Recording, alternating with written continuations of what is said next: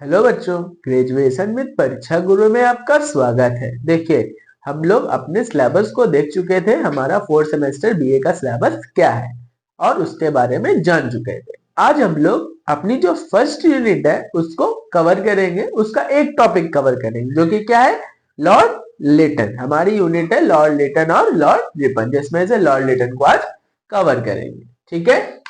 Lord लेटन, देखिए, भारतीय इतिहास में अगर वायसरायों को पढ़ा जाए उसमें लॉर्ड लेटन एक महत्वपूर्ण भूमिका अदा करता है।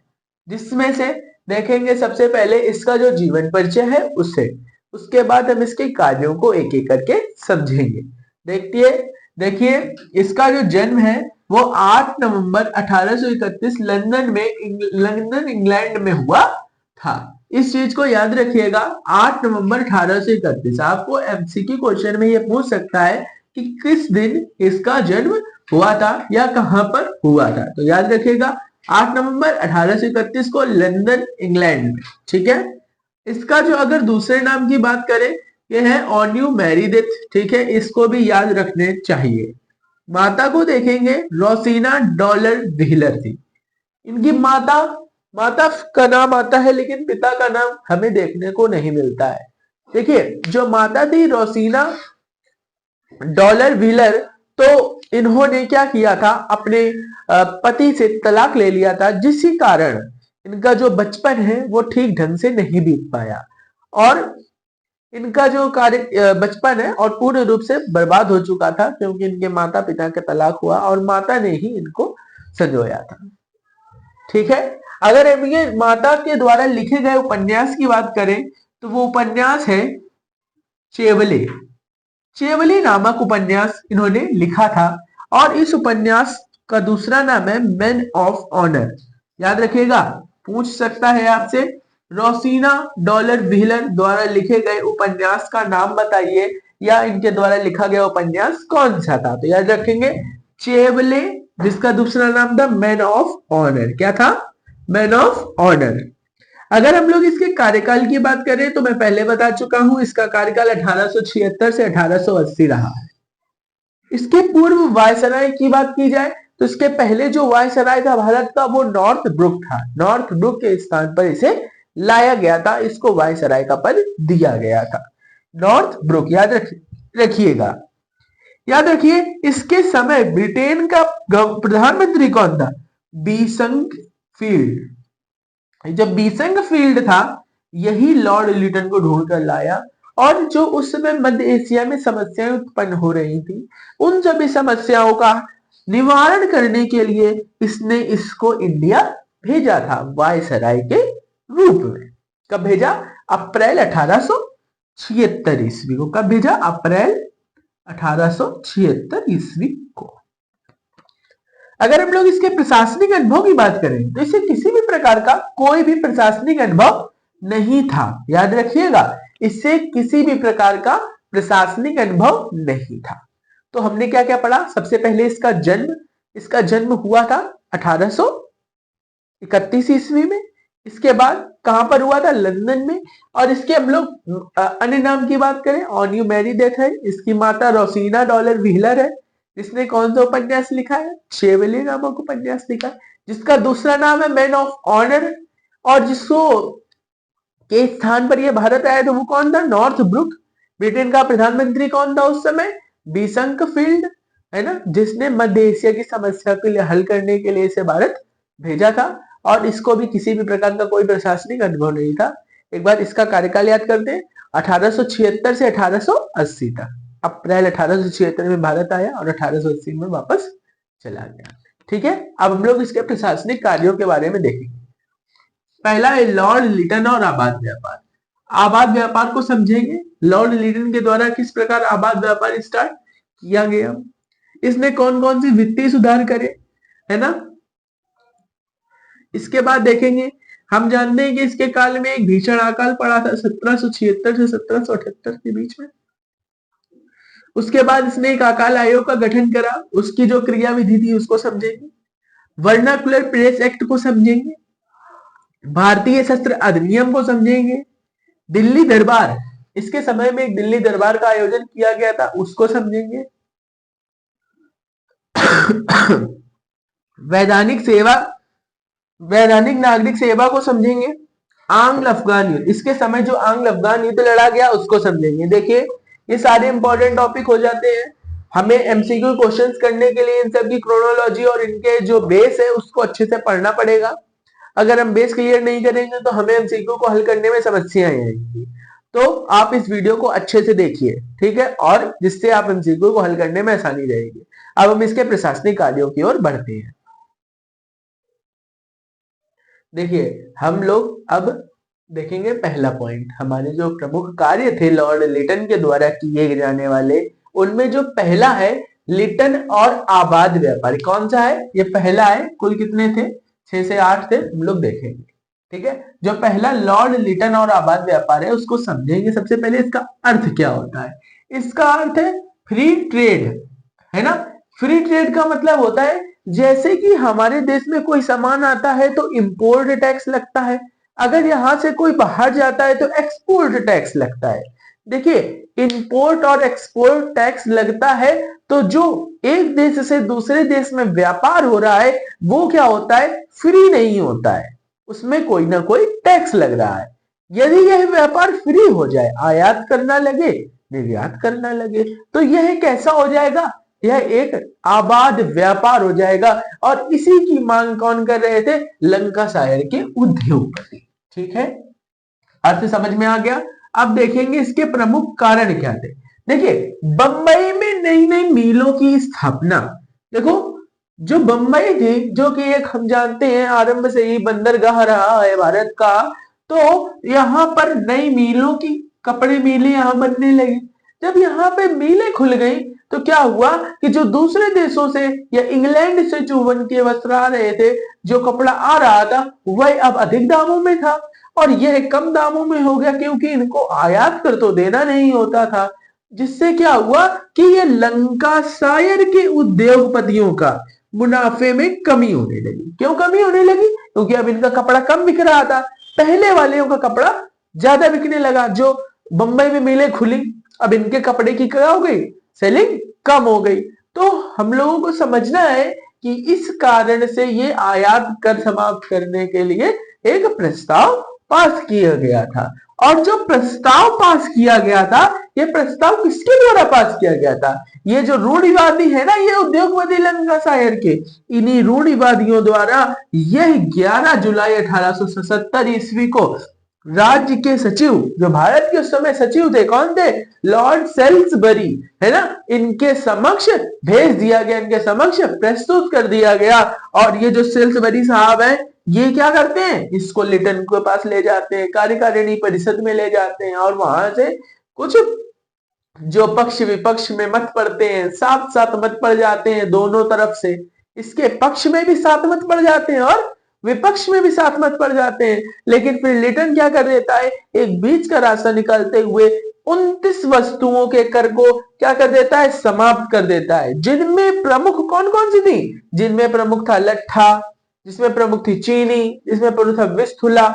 ये क्या है? एक प्रकार की लकड़ियां होती हैं, जैसे चीनी प्रकार की लकड़ी, है ना, विस्थुला प्रकार की लकड़ी और लट्ठा प्रकार की लकड़ी। इन प्रकार की लकड़ियों के जो कर थे वो समाप्त कर दिए गए।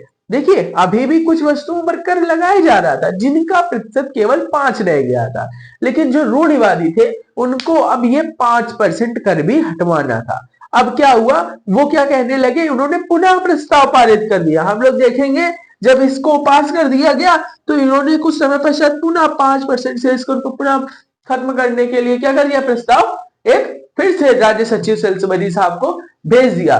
फिर से सेल्सबरी साहब ने लिटन को यह सब बताया कि अगर हम लोग ऐसा कर देंगे तो ये थोड़ा सा असावधानी पूर्वक कार्य हो जाएगा, इसलिए हमें ऐसा नहीं करना चाहिए, ठीक है। अगर हम लोग आगे देखें, देखिए पहला नंबर हमारे समझ में आ गया सभी को।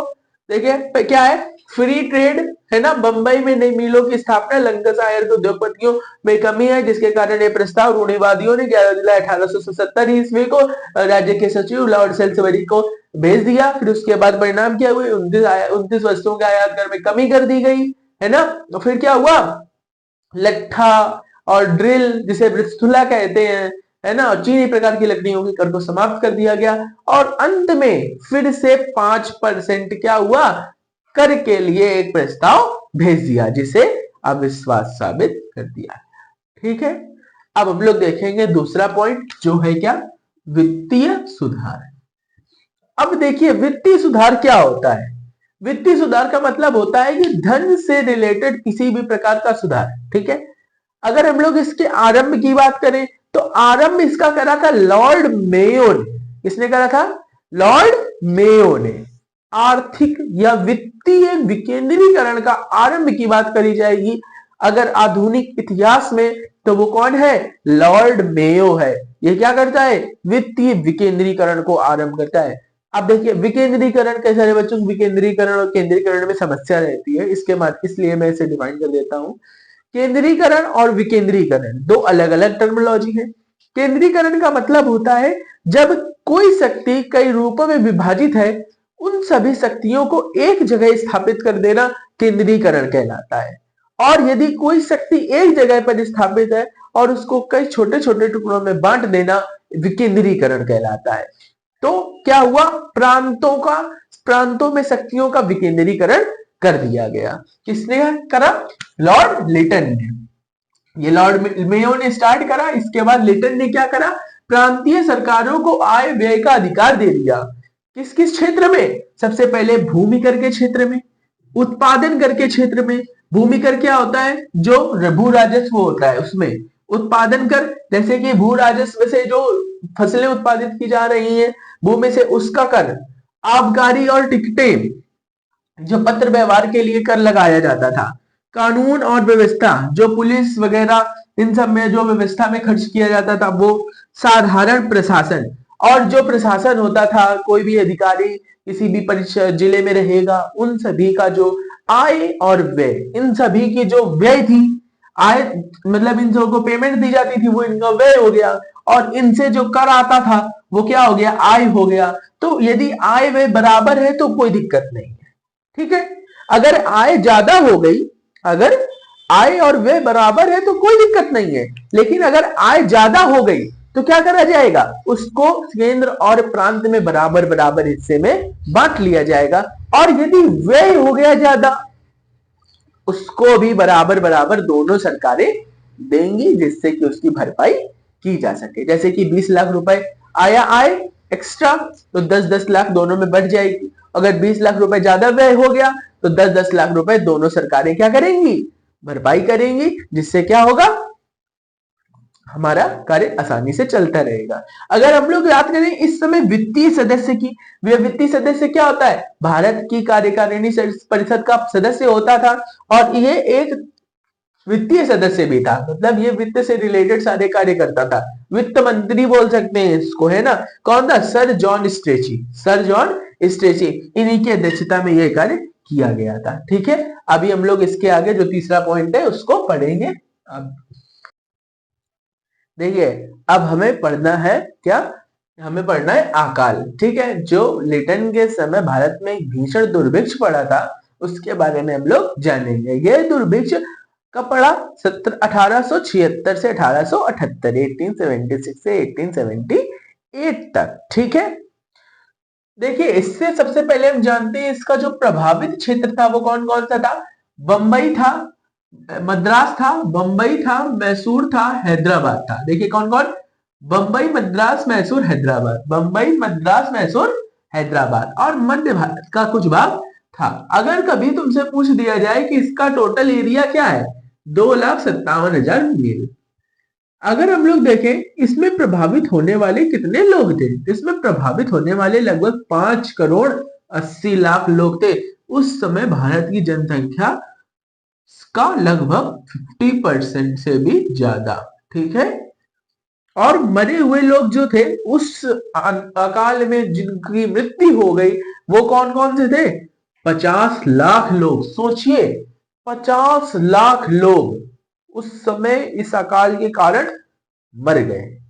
तो आप समझ सकते हैं ये अकाल कितना ही भीषण रहा होगा। अगर इसके कारणों की बात की जाए तो अकाल क्यों पड़ा था, देखिए इस समय तक भारत में एक वाणिज्यिक कृषि का दौर आया बीच में।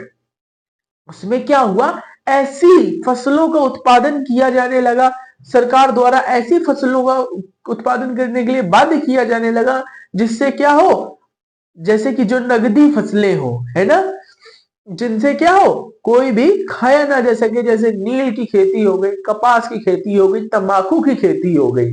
तो जिस कारण से कृषकों के पास मोटे अनाजों की कमी हो गई और एक भीषण अकाल ने क्या लिया, जन्म लिया।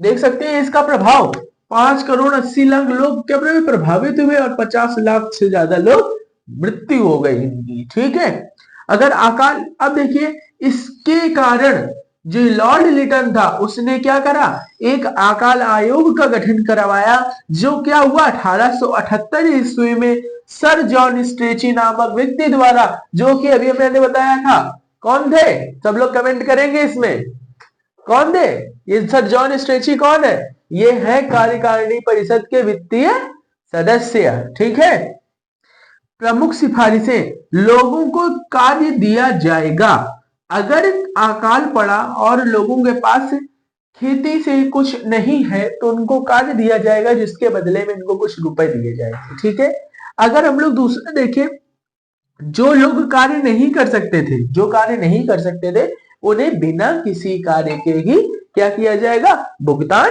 किया जाएगा और सहायता की जाएगी। देखिए चिकित्सा के क्षेत्र में चिकित्सा, बाजार और रहने की व्यवस्था भी की जाएगी। याद रखिएगा, ये क्या है, ये अकाल आयोग में की गई सिफारिशें हैं। क्या है, लोगों को कार्य दिया जाएगा, जो लोग नहीं कार्य कर सकते हैं उनको ऐसे ही सहायता प्रदान की जाएगी, चिकित्सा की व्यवस्था की जाएगी, बाजार की व्यवस्था की जाएगी और क्या है, रहने की सुविधा प्रदान की जाएगी।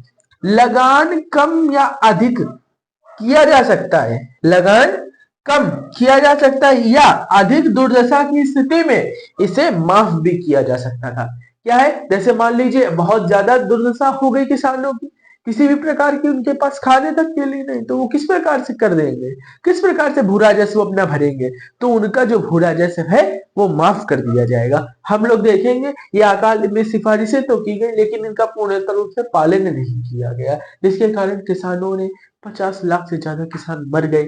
इतने किसानों को इसके प्रभावित क्षेत्र में आना पड़ा और देख सकते हैं इतने लोगों ने इस अकाल में क्या हुआ, इनकी मृत्यु हो गई। क्यों मृत्यु हो गई, क्योंकि जो अकाल की सिफारिशें थी इनका पूर्ण रूप से पालन नहीं किया जा सका।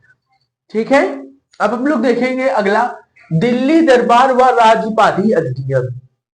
देखिए आपने दिल्ली दरबार तो सुना होगा लेकिन राजउपाधि अधिनियम के बारे में कभी सुना होगा, तो जानिए ये जो राजउपाधि अधिनियम है ये क्या है, ब्रिटिश संसद में 1876 ईस्वी को यह पारित किया गया था। और ये क्यों पारित किया गया था, क्योंकि वहां की जो महारानी विक्टोरिया थी उनको एक उपाधि दी गई थी, इसमें कैसर ए हिंद की उपाधि, किसकी उपाधि दी गई थी, कैसर ए हिंद की उपाधि दी गई थी। इसके देखिए ब्रिटिश संसद में 1876 ईस्वी को यह पारित किया गया, इसके तहत महारानी विक्टोरिया को कैसर ए हिंद की उपाधि दी गई।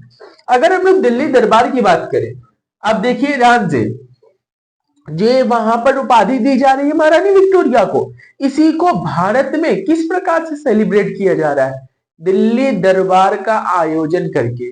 जिस का आयोजन जिसने किया, लॉर्ड लिटन ने। और ये आयोजन कब किया गया, यह आयोजन किया गया 1 जनवरी 1877 ईस्वी को दिल्ली में आयोजित हुआ।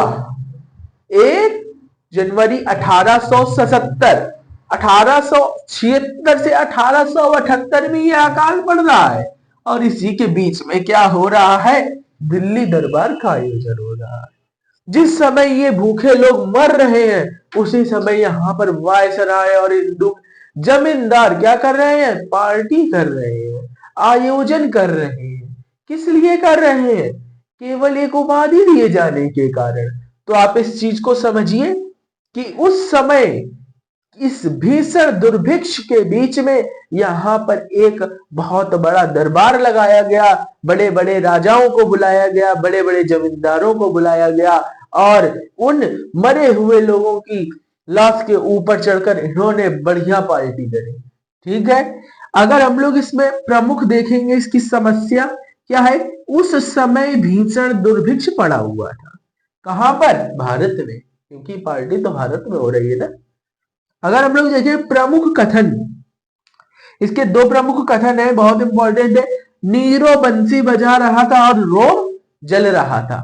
देखिए, नीरो बंसी बजा रहा था, रोम जल रहा था। यह जब नीरो रोम का राजा था, उस समय वहां पर भी ऐसे ही भीषण अकाल पड़ा हुआ था और वहां के राजा को इससे कोई मतलब नहीं था। तो वहां के एक राइटर ने यह पंक्ति लिखी कि नीरो बंसी बजा रहा था और रोम जल रहा था। रोम में गृह युद्ध थे उस समय। तो यह कलकत्ता की पत्रिका में छपा था और यह लिटन के लिए नीरो शब्द का यूज कर कर यहाँ पर इस पंक्ति को छापा गया था कि जिस प्रकार से भारत में दुर्भिक्ष पड़ा हुआ है और लिटन जो है वो आयोजनों में व्यस्त है, उसी प्रकार से जब रोम में एक भीषण गृह युद्ध था तब नीरो बंसी बजा रहा था।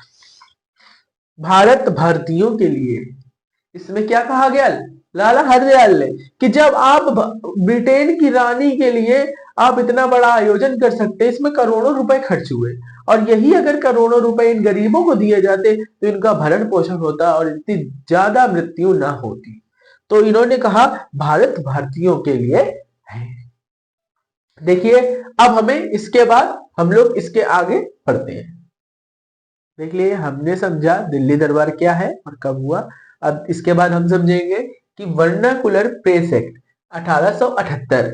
देखिए, वर्नाकुलर प्रेस एक्ट क्या था, पहले तो हम अच्छे से इसके बारे में जान लेते हैं। देखिए, वर्नाकुलर प्रेस एक्ट भारतीय समाचार पत्रों पर लगाया गया था। क्यों लगाया था वो हम लोग कारण सबसे पहले देखेंगे।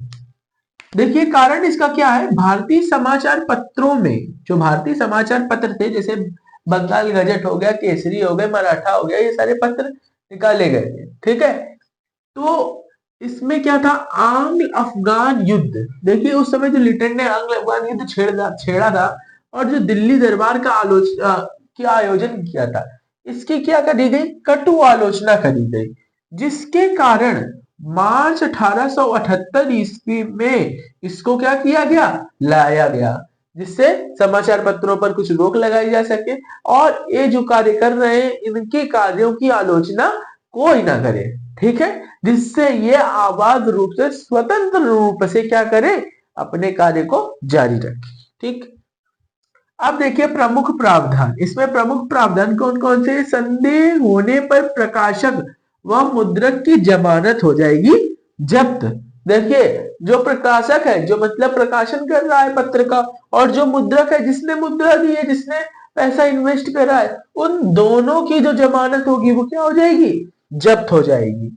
दंडानायक के विरुद्ध अपील नहीं की जा सकती। याद रखिए, जो इनकी जमानत जब्त करेगा उसके विरुद्ध कोई भी अपीलीय अधिकार नहीं दिए गए, ठीक है। अगर हम लोग देखें, छापे खाने पर सरकार का अधिकार हो जाएगा। जो भी छापा खाना होगा वहां पर सरकार अपना ताला डाल देगी या जो भी करे वो अपना करेगी, ठीक है। और जो छाप प्रकाशक और मुद्रक होगा उस पर राजद्रोह का आरोप लगाया जाएगा, ठीक है। समझ गए क्या क्या होगा, देखिए, संदेह होने पर ही, केवल संदेह मात्र पर, अगर करा है जरूरी नहीं, संदेह होगा प्रकाशक की और मुद्रक की, क्या हो जाएगी, जमानत जब्त, उस पर राजद्रोह का आरोप लगा दिया जाएगा, अपीलीय अधिकार दिया नहीं जाएगा, ठीक है। तो और इसके लिए दो हम लोगों ने वर्ड का यूज सुनेंगे आप, जैसे कि मान लीजिए आ गया एमसीक्यू में कि आकाश से वज्रपात गिर रहा है, यह आकाश से वज्रपात किसके लिए प्रयोग किया गया, तो आप बताएंगे वर्नाकुलर प्रेस एक्ट या भारतीय समाचार पत्र अधिनियम, भारतीय समाचार पत्र अधिनियम, ठीक है। दूसरा देखिए क्या है, विपरीतगामी और असंगत कानून। विपरीतगामी और असंगत कानून, ये तो सर अस्किन पेरी ने बोला, ये सर अस्किन पेरी कार्यकारी परिषद के सदस्य भी थे, ठीक है। और ये वज्रपात किसने बोला, एस.एन. बनर्जी, सत्येंद्र नाथ बनर्जी ने, ठीक है। इसके बाद हम देखेंगे भारतीय सत्र अधिनियम, इसे गला घोटू कानून भी कहा जाता है, ये भी 1878 ईस्वी में पास हुआ था। इसके जो प्रमुख प्रावधान है उनको जानेंगे। कोई भारतीय बिना लाइसेंस हथियार नहीं रखेगा। इसमें एक कानून बनाया गया कि कोई भी भारतीय बिना लाइसेंस के हथियार नहीं रखेगा। दंड और जुर्माने दोनों का प्रावधान किया गया। देखिए, दंड भी लगाया जाता था और जुर्माना भी देना पड़ता था। याद रखिए, सारी कुछ बातें इसमें ठीक थी। चलिए, आपने रखा बिना लाइसेंस हमें हथियार नहीं रखना है, वो सारी चीजें ठीक है। दंड और जुर्माना भी चलिए ठीक है, लेकिन ये जो लास्ट वाला पॉइंट है, एंग्लो इंडियंस को अन्य अधिकार, है ना, एंग्लो इंडियंस को क्या कर दिए गए, ये अलग विशेषाधिकार दे दिए गए, ठीक है, जो कि इसके लिए सही नहीं थे। ठीक है, अगर हम लोग इसके परिणामों पर आए तो भारतीय राष्ट्रवाद को बढ़ावा मिला। इससे क्या हुई, राष्ट्रीय चेतना का विकास हुआ और राष्ट्रवाद को बढ़ावा मिला। ठीक है, भारतीय और एंग्लो इंडियंस में भेदभाव उत्पन्न हुआ। देखिए, यहाँ पर भारतीयों के मन में थोड़ी सी खटास आई, ये हमारे लिए ही ऐसा क्यों है, एंग्लो इंडियंस के लिए भी ऐसा ही होना चाहिए, पर वो रख सकते हैं बिना लाइसेंस के हथियार, तो भारतीय क्यों नहीं रख सकते हैं। तो इस पर थोड़ी कंट्रोवर्सी हुई, हम लोग देखेंगे आगे। अब इसके बाद देखिए, भारतीय सशस्त्र अधिनियम के बाद हम पढ़ेंगे वैधानिक नागरिक सेवा 1878-1879। ये कब आया, 1878-1879 ईस्वी में। ये क्यों लाया गया, इसका उद्देश्य क्या था। देखिए, ये इनडायरेक्टली कहा जा सकता है कि इसका उद्देश्य था कि भारतीयों को सिविल सेवा से दूर रखना। क्योंकि हम देखते हैं 1862, सबसे पहले 1833 के चार्टर एक्ट से ये आईसीएस की परीक्षा भारतीयों के लिए खोली गई थी, जिसमें क्या था, अधिकतम उम्र 21 वर्ष होती थी। यह परीक्षा देखो लंदन में होती थी। ठीक है, तो जब बच्चा 21 वर्ष का होता था, उससे पहले कोशिश करे, अगर बहुत अमीर खानदान का हुआ तो वो जाकर इंग्लैंड में परीक्षा दे देता था। ठीक है, और 1862 से 1875 तक केवल 50 व्यक्तियों ने क्या करी थी, परीक्षा दी थी, जब 21 वर्ष अधिकतम उम्र थी। अभी देखिए, इसने क्या कर दी, इसने इनकी उम्र घटाकर, है ना, परीक्षार्थियों की अधिकतम आयु 21 वर्ष से 19 वर्ष कर दी। आप देख सकते हो, अगर 19 वर्ष कर दी जाएगी, जैसे कि देखो यहाँ लिखा है, पहले 1862 से 1875 50 भारतीयों ने परीक्षा दी, जिसमें से 10 सफल हुए, है ना, देख सकते हो आप। और इसके बाद ये देखिए, 19 वर्ष अगर कर दी जाएगी तो आप खुद समझिए कि 19 वर्ष से पहले बच्चा, वो भी भारत का बच्चा, इंग्लैंड जाकर वहां पे 19 वर्ष से पहले परीक्षा दे और उसे सफलतापूर्वक पास कर ले, इसकी संभावना थी ही नहीं। यही कारण था लॉर्ड लिटन वैधानिक सेवा अधिनियम लाया और उसको पास भी कर दिया, जिसके तहत क्या हुआ, अब इनकी वर्ष अधिकतम उम्र कितनी होनी चाहिए, 19। अगर 19 से बड़ा हो गया तो वो आईसीएस की परीक्षा नहीं दे सकता है। यही कारण है कि इसे बहुत ही क्या मिला है, भारत से एक तिरस्कार मिला। ठीक है, देखिए, सबसे पहले पास करने वाले व्यक्ति कौन थे आईसीएस की परीक्षा, सत्येंद्र नाथ टैगोर, रविन्द्रनाथ टैगोर के भाई थे सत्येंद्र नाथ टैगोर। इन्होंने सबसे पहले आईसीएस की परीक्षा उत्तीर्ण की थी। ठीक है, अगर सबको सही से समझ में आ गया, एक बार मैं रिपीट कर देता हूं। वैधानिक नागरिक सेवा अधिनियम कहता भारतीयों को सिविल सेवा में जाने से रोकने के लिए लाया था। इन्होंने, किसने लाया था, लॉर्ड लिटन ने। 1862 से 1865 तक 50 भारतीयों ने परीक्षा दी, जिसमें से कितने सफल हुए, 10। इसके प्रमुख प्रावधान की बात करें तो परीक्षार्थियों की अधिकतम उम्र 21 वर्ष से क्या कर दी गई, 19 वर्ष। पहली बार पास करने वाले परीक्षा कौन थे, सत्येंद्र नाथ टैगोर। देखिए, अब हम देखते हैं आंग्ल अफगान युद्ध। द्वितीय आंग्ल अफगान युद्ध, सेकंड आंग्ल अफगान युद्ध कब हुआ, 1878 से 1880। ये लिटन के कार्यकाल में हुआ। किसके कार्यकाल में हुआ, लिटन ने इसमें एक मूर्खतापूर्ण नीति का पालन करा।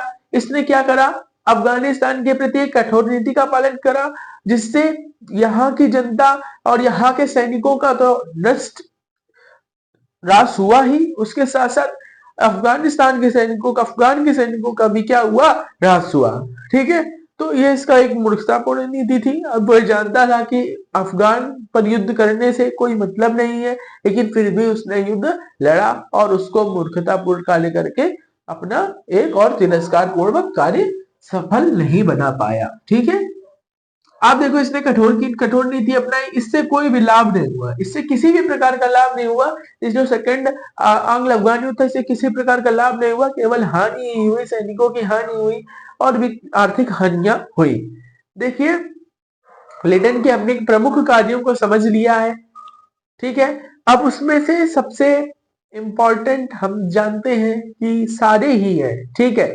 सबसे ज्यादा इंपॉर्टेंट आपको क्या है, दिल्ली दरबार, और क्या है, वर्नाकुलर प्रेस एक्ट, समाचार पत्र नियम जिसे कहते हैं, और इसके बाद क्या है, वैधानिक नागरिक सेवा अधिनियम, और क्या है,